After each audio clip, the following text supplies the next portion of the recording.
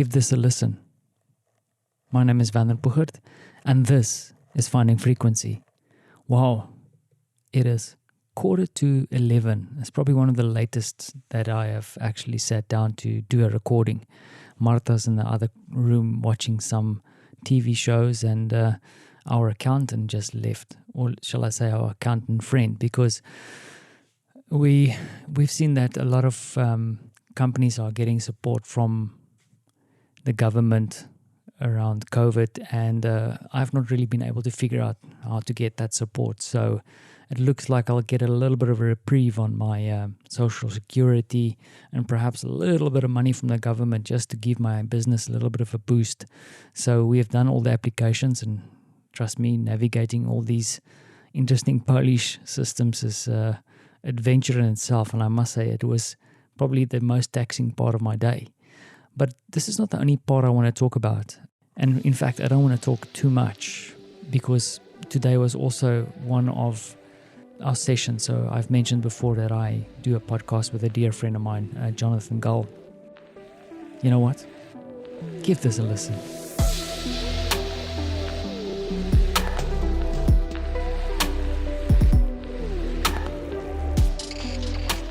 Okay, so Jono, we just recorded our latest episode of Block Thinking. I recommend people listen to it. This was a powerful and insightful conversation about things that are going on right now.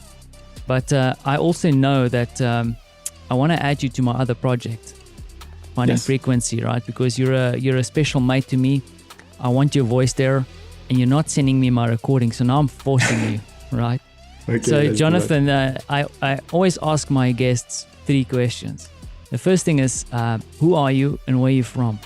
So I'm John, or Juno, for Werner. Jono! How are you? Yeah, I'm full name Jonathan Gall. I'm right now between product manager and product designer, working for a West African startup, a B2C West African startup. Before that, I spent my whole career in hedge funds and banks generally, working on IT systems and reporting. And yep, I'm from the Caribbean, born and raised, moved in Europe when I was 20. So I've been spent now half my life in Europe, first half in the Caribbean, second half in Europe. No idea where the third half will be. And yeah, pretty much that's it. And you're also, it begs to say that that you are a fellow expat like me. You're living in Poland as well, right? Just to set the context. Yeah. And then Jonathan, how did we meet? We met during UX Poland, 2014. Yeah, it's about. I believe 2014. You had a talk, and you caught me first. I'm South African, and I was like, "Oh, dude, my people." and I really liked your talk. So I reached out to you, and we discussed quickly. Then you came in Krakow. We connected back. We had a good chat, and yeah, the rest is history at this point. Yeah, I mean, all I can add is that that visit gave me a great friend. And it gave me a wife. And luckily, it's not the same one, same thing. Right. Yeah, so I met you at UX Poland, and I met my wife at UX Poland. So it was a special event for me indeed, dude. Much love. And then the one thing that I ask all my friends from across the globe is that, and this might be a tough one for you to answer, is that during this pandemic, and we just came out now of a session talking about what's happening in the world around Black Lives Matter and all these things. Have you seen a kind of a transformation in you, or do you expect a transformation, or do you feel that there's a transformation happening now? Something that you've personally learned that is going to affect you going forward? Yeah, I have a lot of difficulties now to unmerge the BLM movement, the pandemic. It's the whole context of us realizing that, the people in power might not be as bright as they are to be. and we might want to get our voice into the system.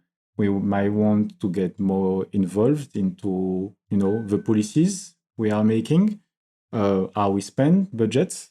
We probably want to spend more in health, for example, less in military stuff.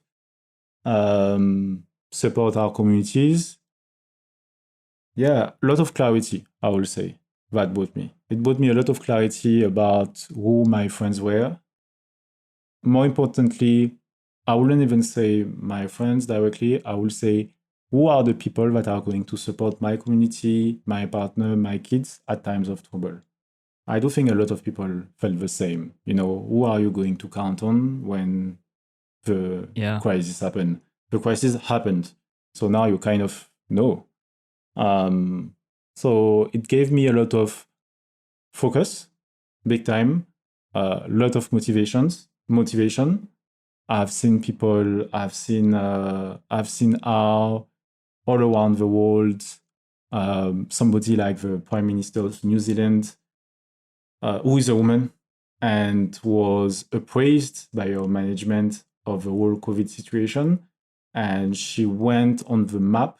She became basically, New Zealand became not the country that has a woman as a prime minister, but the country that managed COVID well.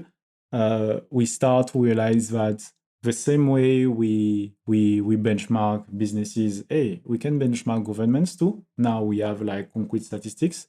This long term is empowering people all around the world. I'm seeing that in France. I've been seeing that in Poland. Super proud of what the community is trying to do here, trying to change things one step at a time, despite everything, despite being in an almost totalitarian media system that pushes, still doing what they need to do. Super proud of what's happening in the US and seeing all the change happening in real time, seeing how laws are being written about health, security,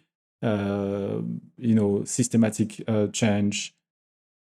A lot of change is happening, a lot of positive change is happening. Now, it had to happen during a major crisis, because history taught us that it's only during those crises that we kind of try to move the status quo.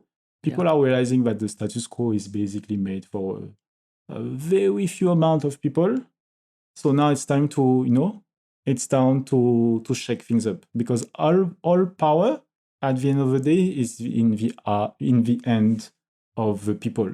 I know it might sound very idealistic, but if as a community we do vote and we do get into associations and we do move, then things change. Things change. That's what history taught us. And every time we have systems that try to take this out of us or make us forget, what Cesar was saying about give them bread and games. However, what we also learn from history is that bread and games worked for so long, right? And there will be a moment when you're going to overstep your bounds, and people are going to realize that the power is in their hands. And this is what's happening right now, and it's fulfill me with hope that, Little Friends is going to have a better future and a more safe, and you're going to be a calm dad because you know that we shaped a better world. Awesome. That's how I feel. Jonathan, I also feel like in this couple of weeks and months, you've also found your voice, because you've said a few powerful things now and also in our previous little conversation. Dude, thank you so much for your friendship and your teachings. Thank you for being my friend for so long.